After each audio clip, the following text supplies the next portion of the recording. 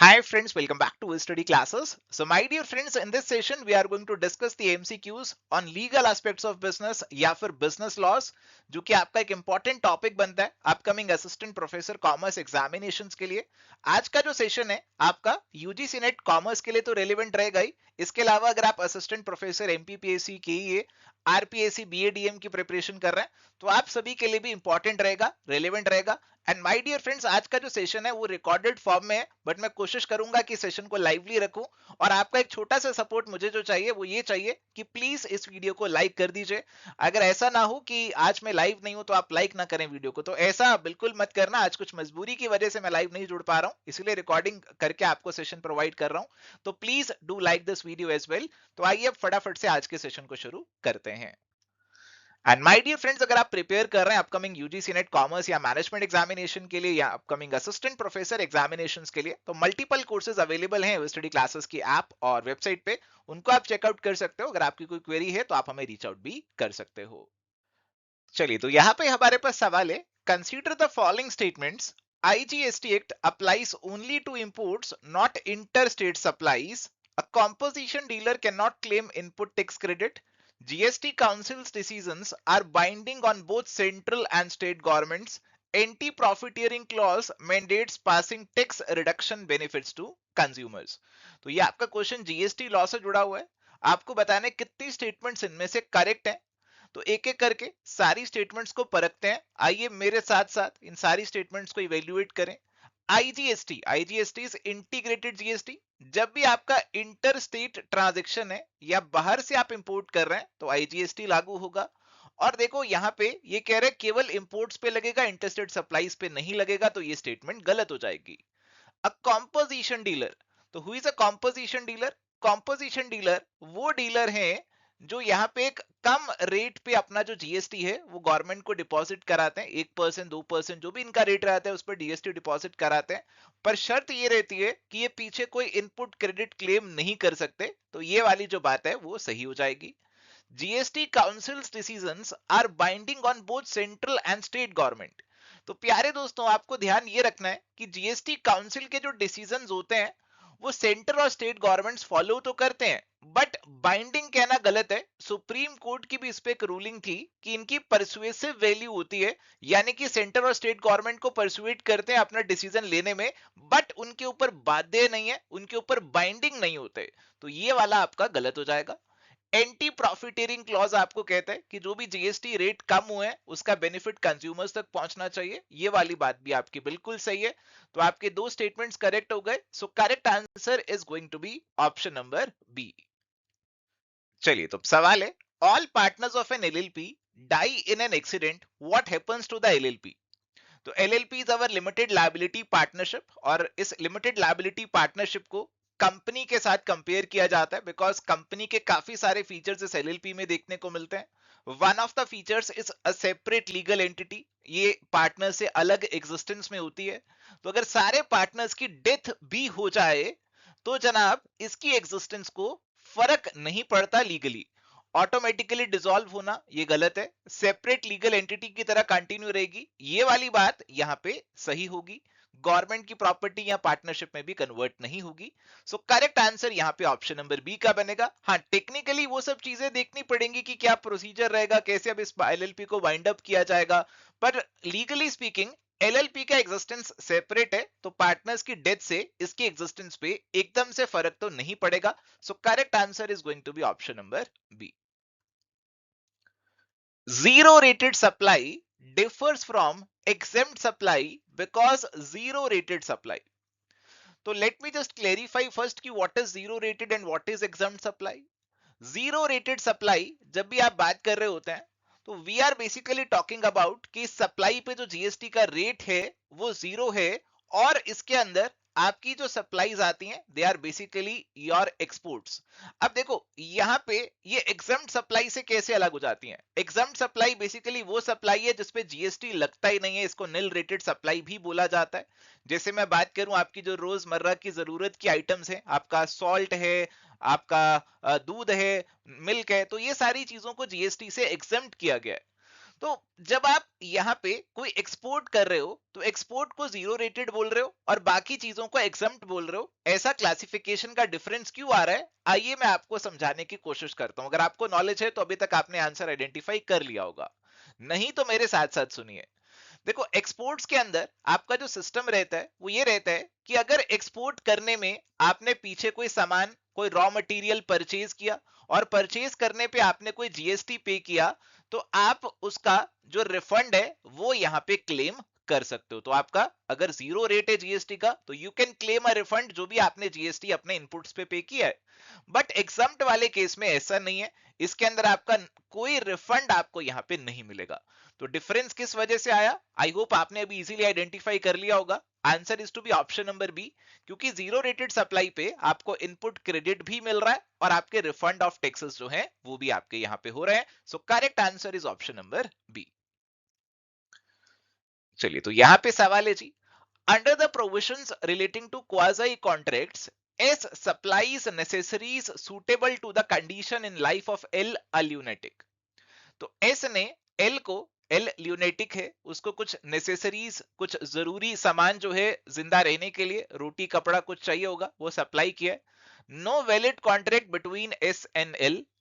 इस सिचुएशन के अंदर you have to tell S is entitled to, बताइए अब एस को कुछ मिलना चाहिए कि नहीं मिलना चाहिए। ऑप्शंस आपको यहाँ पे दिए हुए हैं। पहला ऑप्शन कह रहे हैं कि एल को पर्सनली स्यू कर सकते हैं, बी कह रहे हैं कि रीजनेबल कंपनसेशन ले सकते हैं एल की प्रॉपर्टी से, सी कह रहे हैं डैमेजेस क्लेम कर सकते हैं ब्रीच के लिए, डी कह रहे हैं कि आप कुछ भी रिकवर नहीं कर सकते हैं। देखो, ऐसे केसेस के अंदर, जैसा आपको ऑलरेडी बताया भी जा रहा है क्वाजी कॉन्ट्रैक्ट है, तो ऐसे केसेस के अंदर आप यहाँ पे जो ल्यूनेटिक पर्सन है या माइनर भी हो सकता था यहाँ पे, उनको पर्सनली तो स्यू नहीं कर सकते, बट उनकी प्रॉपर्टी में से आप एक रीजनेबल कंपनसेशन जरूर डिमांड कर सकते हो। सो करेक्ट आंसर यहाँ पे जो बनेगा, that is going to be option number B. A pharmaceutical company applies for a patent for a new crystalline form of a known drug showing better stability with similar therapeutic efficacy under the Indian Patent Act of 1970. What will be the decision of the patent granting authority in this situation? अब देखो, pharmaceutical companies जो हैं उनका मकसद क्या है, उनका मकसद क्या है, क्या उनका मकसद है कि लोगों को अच्छी सी सस्ती सस्ती दवाइयां पहुंचाएं, लोगों का भला करें, क्या ये इनका मकसद है? या फिर इनका जो मकसद है ये है अपने प्रॉफिट्स को कैसे, अपने सेल्स को कैसे और ज्यादा बढ़ाया जाए। तो प्यारे दोस्तों, ये जो फार्मास्यूटिकल कंपनीज होती है ना, जब इनका पेटेंट खत्म होने लगता है, जब तक तो इनके पास पेटेंट है उसका इस्तेमाल करके जबरदस्त प्रॉफिट्स कमा रहे हैं, अब पेटेंट खत्म होने लग रहा है तो अपनी दवाई में ना थोड़ा बहुत फेरबदल कर देते हैं और उस दवाई का दोबारा से पेटेंट अप्लाई करते हैं ताकि कोई और अब इस दवाई को दोबारा से ना बना पाए। तो ऐसा केस जो है हमारे इंडियन पेटेंट लॉ के अंदर अलाउड नहीं है। टेक्निकली इसको बोला जाता है एवरग्रीनिंग ऑफ पेटेंट्स, और ये चीज प्यारे दोस्तों हमारे इंडियन पेटेंट लॉ में अलाउड नहीं है। जो आपका सेक्शन 3D है वो आपको मना करता है कि यार आपने दवाई तो दोबारा से बना ली, उसकी थेरेपेटिक एफिशिएंसी तो सिमिलर ही है, उसमें कुछ इंप्रूवमेंट तो देखने को मिल नहीं रही है, थोड़ा सा स्टेबिलिटी बेटर है, does not matter, but therapeutic efficacy तो नहीं है ना, मेडिकली तो कोई उसका एक्स्ट्रा एडवांटेज, एक्स्ट्रा बेनिफिट आपको नहीं मिल रहा है, तो इसका पेटेंट हम दोबारा से आपको नहीं देंगे। अब आपका जो फॉर्मूला है पब्लिक डोमेन में जाएगा, सारी कंपनियां इसको फॉर्मूले को यूज करके अपनी दवाई बनाएंगी और ज्यादा से ज्यादा लोगों का वेलफेयर होगा। शुरू के कुछ सालों में आप प्रॉफिट्स कमा सकते हो क्योंकि आपने रिसर्च करी है, पेटेंट अपना जनरेट किया है, बट इवेंचुअली आपका जो लोगों का वेलफेयर है वो भी ध्यान में रखना है। So this is not going to be patentable under section 3D of the Indian patent act. Now we have a question. Information Technology Act 2000, Section 66A, punishing offensive messages, is still enforceable after the Shreya Singhal judgment. Section 66A जो आपका IT Act 2000 का है, उसके अंदर बहुत ज्यादा powers आपकी government को मिली हुई थी। आप अपना फेसबुक पे कुछ डालते थे, सोशल मीडिया पे कुछ पोस्ट करते थे और अगले दिन पुलिस आके आपको पकड़ लेती थी। तो ऐसा जो सेक्शन था इसको आपके कोर्ट ने स्ट्राइक डाउन किया श्रेया सिंघाल जजमेंट में, तो अभी ये आपका एनफोर्सेबल नहीं है। तो ये वाला जो आपका पहला वाला स्टेटमेंट है, this is not correct. Intermediaries are immune from liability only if they follow due diligence under Section 79 of the Information Technology Act 2000. जो आपके इंटरमीडियरीज होते हैं, जैसे आपके सोशल मीडिया प्लेटफॉर्म्स हो गए, तो उनकी लायबिलिटी जो है यहाँ पे तब नहीं रहेगी जब उन्होंने प्रॉपर ड्यू डिलीजेंस वगैरह फॉलो किया हुआ है, तो ये ठीक बात है, उनको प्रोटेक्शन मिलनी चाहिए। A digital signature under the Information Technology Act 2000 must use asymmetric crypto system and hash function. यहाँ पे कुछ टेक्निकल टर्म्स का इस्तेमाल किया हुआ है, बट जो आपके डिजिटल साइन होते हैं उसमें क्रिप्टो सिस्टम और हैश फंक्शन दोनों का इस्तेमाल होता है, तो ये वाला भी आपका सही है। इसके बाद adjudicating officer can award compensation up to 5 crore for data breaches under IT act 2000। तो जनाब यहाँ पे जो कंपनसेशन दी जाती है, it is usually according to the damage जो आपको हुआ है उसके अकॉर्डिंग कंपनसेशन यहाँ पे दी जाती है। तो ऐसा स्पेसिफिकली पॉइंट करना ये लीगली पूरा सही नहीं है, और इसीलिए यहाँ पे आपका जो करेक्ट आंसर बनेगा वो बनेगा ऑप्शन नंबर बी का, कि ओनली 2 स्टेटमेंट्स आर करेक्ट। सवाल का लेवल थोड़ा सा हाई है, बट फिर भी फ्यूचर एग्जामिनेशंस के लिए एक बार आप इसे जरूर देखिए। चलिए, तो यहां पे अभी हमारे पास सवाल है, consider the following statements. A private company can issue sweat equity shares only after 1 year from the commencement of business as per companies act 2013। एक जो प्राइवेट कंपनी है, स्वेट इक्विटी शेयर्स इशू करने के लिए उसे 1 साल इंतजार करना पड़ेगा, ऐसा यहाँ पे बोला जा रहा है। तो फटाफट से सोचिए और बताइए क्या ये सही है या फिर गलत है। तो ऐसा रिस्ट्रिक्शन कंपनीज एक्ट 1956 में था, अभी ऐसा रिस्ट्रिक्शन नहीं है। अगर आप स्वेट इक्विटी शेयर्स की कंडीशंस पढ़ेंगे तो अभी ये नहीं है, पहले होता था। तो जनाब यहाँ पे ये वाला तो गलत हो जाएगा। A director can be held personally liable for fraudulent conduct under section 447 of the Companies Act 2013। तो section 447 of the companies act है, बेसिकली फ्रॉड से डील करता है, और अगर डायरेक्टर ने फ्रॉड किया है तो ये पर्सनली लायबिलिटी भी आपकी यहाँ पे अराइज हो सकती है। तो ये वाली चीज यहाँ पे सही है। National Company Law Tribunal has jurisdiction over operation and mismanagement cases as per Companies Act 2013। तो बिल्कुल जी, आपका जो NCLT है, कंपनीज के अंदर अगर कोई मिसमैनेजमेंट हो रहा है, ऑपरेशन हो रहा है, तो वो वाले केसेस को भी डील करेगा। A company cannot issue shares at a discount except under sweat equity provisions as per the Companies Act 2013। This you already know कि अब नए कंपनी लॉ में तो शेयर्स डिस्काउंट पे इशू नहीं कर सकते एक्सेप्ट स्वेट इक्विटी शेयर्स। तो पहला गलत है, बाकी 3 सही है। सो करेक्ट आंसर यहाँ पे जो आपका बनेगा, that is going to be option number C.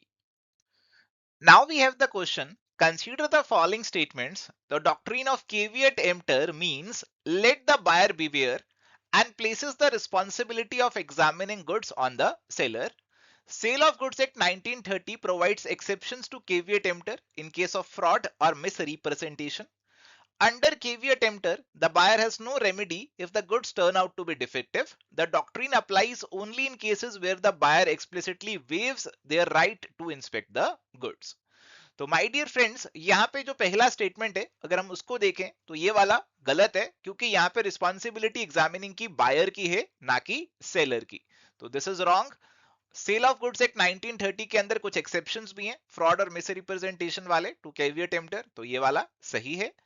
Under caveat emptor buyer has no remedy if the goods turn out to be defective. तो यूजुअली आपके पास कोई रेमेडी नहीं है, क्योंकि आपको खुद से पूरा डिसीजन सही सोच समझ कर लेना था, आपको पूरा इंस्पेक्शन करके, आपको पूरा अवेयरनेस के साथ अपना डिसीजन लेना था। तो ये वाला जो पॉइंट है यहाँ पे, ये वाला आपका जो है बिल्कुल सही हो जाएगा। डॉक्ट्रीन केवल उसी केस में अप्लाई करेगी जहां पे आपके बायर ने राइट वेव कर दिया इंस्पेक्शन का, तो ऐसा कुछ नहीं है। तो आपके पास जो करेक्ट स्टेटमेंट्स बनते हैं वो केवल 2 और 3 वाले बनते हैं। सो ऑप्शन नंबर बी जो है, that is going to be the correct answer. Next question, consider the following statements. A promissory note must always be payable to order, not to bearer. A check is a type of bill of exchange but is always payable on demand. Negotiation of a negotiable instrument requires both endorsement and delivery. A dishonored negotiable instrument must be protested to hold the parties liable. तो पहले अगर बात करें promissory note वाली statement की, तो promissory note को लेकर ना एक बहुत इंपॉर्टेंट रूल है। Promissory note can not be made payable to bearer on demand. तो इन जनरल बियरर को पेबल हो सकता है, बट ऑन डिमांड नहीं हो सकता, क्योंकि अगर ऐसा हो गया तो ये कहीं ना कहीं आपकी करेंसी नोट्स की वैल्यू को खत्म कर देगा। तो बियरर ऑन डिमांड नहीं हो सकता, but bearer after a certain time हो सकता है। तो ये कह रहा है कि बिल्कुल भी बियरर को नहीं जा सकता, तो ये वाला स्टेटमेंट यहाँ पे गलत हो जाएगा। चेक बिल्कुल एक बिल ऑफ एक्सचेंज है, चेक जब दिखाया गया तभी आपको पेमेंट करनी पड़ेगी, तो पेबल ऑन डिमांड है। नेगोशिएशन जब आपको करनी है नेगोशिएबल इंस्ट्रूमेंट की, तो आप क्या करते हैं, देखो अगर वो ऑर्डर इंस्ट्रूमेंट है तो आपको उसके अंदर इंडोर्समेंट भी करनी पड़ती है, अपने साइन भी करने पड़ते हैं और दूसरी पार्टी को डिलीवर भी करना पड़ता है। But if it is a bearer instrument तो सिर्फ डिलीवरी से भी कर सकते हैं। तो ये वाला स्टेटमेंट जो है ना, ज्यादातर केसेस में सही है। तो आंसर इसका जो है वो करेक्ट वाली सेंस में ही निकल कर आएगा। तो ये वाला स्टेटमेंट अभी के लिए हम सही मान रहे हैं, but yes there is an alternate opinion और मैं उसको रिस्पेक्ट करता हूं अगर वो आपके माइंड में अराइज हो रहा है। A dishonored negotiable instrument must be protested। देखो डिसऑनर हो गया तो नोटिंग और प्रोटेस्ट का जो आपका प्रोविजन है वो अप्लाई हो जाता है। तो प्रोटेस्टिंग आपकी मस्ट नहीं है, कंपलसरी नहीं है, करवा लेना चाहिए, बेटर रहता है, बट मस्ट वाला जो पॉइंट है वो यहाँ पे गलत हो जाएगा।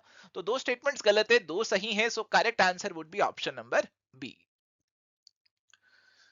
Given below are two statements. Statement 1, Chief Justice of India is exempt from the RTI Act 2005। तो हमारे जो चीफ जस्टिस ऑफ इंडिया हैं, क्या वो राइट टू इंफॉर्मेशन एक्ट के दायरे से बाहर हैं? सोचकर बताइए। Personal information unrelated to public activity can be denied under section 8।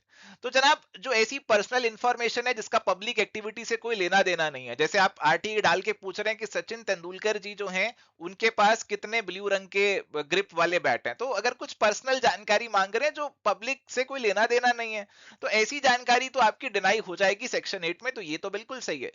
But देखो जो भी आपके पब्लिक डिग्निटरीज हैं काफी हद तक कवर हो गए हैं आरटीआई एक्ट के अंदर। ऐसा सुप्रीम कोर्ट का जजमेंट भी आया था कि हम बहुत सारे जो पब्लिक डिग्निटरीज हैं उनको कवर कर रहे हैं आरटीआई एक्ट के अंदर, और उनको भी जवाबदेही बिल्कुल बनी रहेगी इस कानून के अंदर।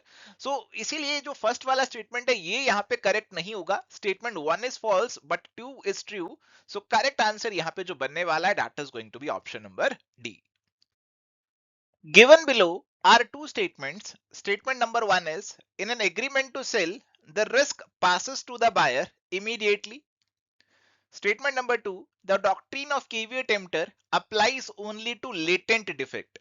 देखो जब आपका एग्रीमेंट टू सेल है उसके अंदर आपका जो रिस्क है वो बायर को इमीडिएटली पास नहीं होगा। जब आपका सेल हो जाएगा गुड्स का तभी तो आपका रिस्क बायर को पास होगा। तो ये वाला जो आपका स्टेटमेंट है this is not correct. Doctrine of caveat emptor let the buyer beware applies only to latent defect. तो जनाब अगर आपका छुपा हुआ डिफेक्ट है तो उसमें बायर कैसे चेक करेगा? ये वाला जो आपका डॉक्ट्रिन है अप्लाई करता है जहां पे आपका जो डिफेक्ट है वो विजिबल है, आराम से आइडेंटिफाई हो सकता था, तो वहां पे अप्लाई करेगा। लेटेंट डिफेक्ट के अंदर तो ये अप्लाई नहीं करेगा, इसमें कुछ एक्सेप्शंस भी रहती हैं। तो ये वाला भी गलत है। So correct answer would be कि दोनों जो आपके स्टेटमेंट 1 और 2 हैं both are false. So correct answer is option number B. Given below are two statements. Statement number 1, copyright protects expression, not ideas. Trademarks must be renewed after every 10 years। तो जो आपके copyright रहते हैं वो आप अपना जो एक्सप्रेशन ऑफ आइडियाज है उसके लिए ले सकते हो। यानी कि लेट सपोज आपको आइडिया आया कि यार ये म्यूजिक बनाते हैं, तो अभी इस आइडिया का कॉपीराइट आप नहीं ले सकते। जब आपने वो म्यूजिक बना लिया उसका कॉपीराइट ले सकते हो। आपने बुक लिख ली उस बुक का कॉपीराइट ले सकते हो, अपने आइडिया को कॉपीराइट नहीं करा सकते। तो ये बिल्कुल सही है। और ट्रेडमार्क का भी रिन्यूअल हर 10 साल में जरूर करवाना पड़ता है। तो बिल्कुल आपके स्टेटमेंट 1 और 2 दोनों ट्रू हैं। So correct answer here would be option number A. Consider the following pairs. Doctrine of frustration, section 56 of the Indian contract act 1872। Doctrine of Restitution Section 65, Doctrine of Privity Section 2D of the Indian Contract Act 1872। तो सबसे पहले तो section 2D पे नजर जा रही है मेरी, क्योंकि ये तो सबको याद ही होगा, ऊपर वाले चाहे याद हो या ना हो। सेक्शन 2D जो है फटाफट से सोचिए और बताइए किससे डील करता है। जो आपका सेक्शन 2D है it basically deals with consideration, या आपका कंसीडरेशन से डील करता है। तो जनाब प्रीविटी ऑफ कॉन्ट्रैक्ट जो है वो यहाँ पे कवर नहीं है। प्रीविटी बेसिकली मींस कि जो पार्टीज कॉन्ट्रैक्ट का पार्ट है वही इसके अंदर केस फाइल कर सकते हैं। तो this is privity of the contract. But section 2D इससे डील नहीं करता, ये कंसीडरेशन की बात करता है, और कंसीडरेशन तो बाहर वालों से भी फ्लो कर सकता है। ऐसा आपने बिल्कुल पढ़ा होगा जब आपने कॉन्ट्रैक्ट लॉ पढ़ा होगा। तो जनाब ये वाला तो गलत हो जाता है। अब आते हैं 1 और 2 की तरफ। Doctrine of frustration. फ्रस्ट्रेशन का मतलब है कि आपका कॉन्ट्रैक्ट पूरा नहीं हो सकता है। आपने किसी से वादा किया था कि जनाब आपके लिए गाना गाएंगे, बट अभी क्या हुआ है आप बहुत ज्यादा बीमार हो चुके हो और आपका गला एकदम से खराब हो चुका है, आवाज चली गई है, तो आप गाना वो नहीं गा सकते हो। तो दिस कॉन्ट्रैक्ट जो है अभी परफॉर्म नहीं हो सकता है। ये आपका जो कॉन्ट्रैक्ट है यहाँ पे वॉइड हो चुका है। तो this is doctrine of frustration. Doctrine of restitution जो है ये कहता है कि अगर आपका कॉन्ट्रैक्ट वॉइड हो गया है और अगर आपको कोई कंपनसेशन या कोई बेनिफिट मिला है तो आपको दूसरे वाले पार्टी को वापस करना पड़ेगा, रेस्टिट्यूशन आपको करना पड़ेगा। तो आपने फीस ऑलरेडी ले ली थी अगर गाना गाने के लिए, तो वो फीस अभी आपको वापस करनी पड़ेगी। और ये वाला सेक्शन 65 में ही आ रहा है। तो 1 और 2 आर करेक्ट और 3 वाला गलत है। सो यहाँ पे जो करेक्ट आंसर हमारे पास बनने वाला है that is going to be option number B, only 2 pairs are correct. List one और लिस्ट टू की मैचिंग हमें यहाँ पे करनी है। और लिस्ट वन में आपके पास कॉन्ट्रैक्ट के कुछ प्रोविजंस हैं और लिस्ट टू में आपके सेक्शंस हैं। ये कंसेंट से जुड़े हुए प्रोविजन है, तो बिल्कुल सीक्वेंस में आपके सेक्शंस यहाँ पे चलने वाले हैं। सबसे पहला जो आपका सेक्शन आएगा वो इनमें से किसका आएगा? सबसे पहले कंसेंट का सेक्शन आएगा और इनमें से जो सबसे पहला सेक्शन है वो सेक्शन 13 है। कंसेंट के बाद we talk about free consent under section 14। फिर इसके एक एक एलिमेंट्स आ जाएंगे। आपका जो कोर्जन है वो आ जाएगा जी, और इसके बाद आपका यहाँ पे अनड्यू इन्फ्लुएंस आएगा और फिर लास्ट में आपका जो है इनमें से फ्रॉड आ जाएगा। तो अगर आप अपनी मैचिंग बनाने की कोशिश करेंगे तो ऑप्शन नंबर बी के अकॉर्डिंग जो है वो आपकी मैचिंग यहाँ पे बन रही है। Which of the following statement is incorrect according to section 149 of the Companies Act 2013? The act fixes maximum number of directors to be 20. One person company must have one director. Every public company must have at least 3 directors. Every private company must have at least 2 directors. तो minimum directors वाले जो provisions यहाँ पे आपको दे रखे हैं ये वाले आपके बिल्कुल करेक्ट हैं, बट मैक्सिमम डायरेक्टर्स बताइए कितने हो सकते हैं कंपनी के अंदर एज पर दी कंपनी लॉ? तो आपके जो मैक्सिमम हो सकते हैं, लिमिट जो स्पेसिफाइड है it is not 20, it is 15। हालांकि इससे ज्यादा हो सकता है, उसका प्रोसीजर आपको फॉलो करना पड़ेगा, बट यूजुअली जो आपकी लिमिट रहती है वो 15 की रहती है। So correct answer would be option number A.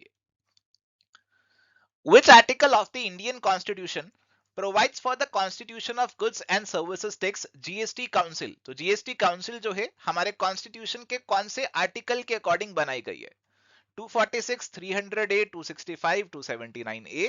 So article 279A है which talks about GST council का constitution. So correct answer यहाँ पे आपका ऑप्शन नंबर डी जो है वो यहाँ पे बन जाएगा। आई होप इस सवाल में कोई दिक्कत नहीं आई होगी। Consider the following statements with reference to goods and services tax GST. France was the first country where GST was introduced in 1954. GST was implemented in India on 1st of July 2017. तो you have to tell कि दोनों में से दोनों correct है या इनमें से एक है या कोई भी करेक्ट नहीं है। देखो पहला वाला जो आपका statement it is absolutely correct. France में पहली बार जीएसटी आया था 1954 में, और इंडिया में भी जो जीएसटी आया था सेकंड स्टेटमेंट भी करेक्ट है। 1 जुलाई 2017 को आया था और इसीलिए 1 जुलाई को एज अ जीएसटी डे भी सेलिब्रेट किया जाता है। तो फर्स्ट एंड टू दोनों करेक्ट है, so correct answer would be option number B.